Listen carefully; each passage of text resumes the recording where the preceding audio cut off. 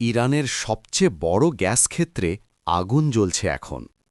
আজ ১৮ মার্চ, যুদ্ধের ১৮তম দিন। ইসরায়েলি বায়ুসেনা হামলা করল সাউথ পার্স গ্যাস ফিল্ডে। এটা ইরানের সবচেয়ে বড় প্রাকৃতিক গ্যাস মাঠ, বিশ্বের দ্বিতীয় বৃহত্তম গ্যাস মজুদ এখানে। ট্রাম্প নিজে অনুমোদন দিয়েছেন এই হামলার। তিনি বললেন, ইরানকে ব্যবসা বন্ধ করে দাও। হামলার সাথে সাথে তেলের দাম লাফিয়ে উঠল। ব্রেন্ট ক্রুড এখন ব্যারেল প্রতি $105.87। ইউরোপের গ্যাসের দামও বাড়ল 1.8%। ইরান এখন কি করবে?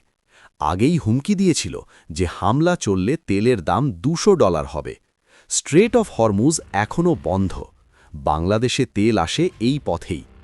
পুরো বিশ্লেষণ দেখতে ডেসক্রিপশনে লিংক। লাইক দিন, শেয়ার করুন, সাবস্ক্রাইব করুন @বাংলা পালস। আল্লাহ হাফেজ।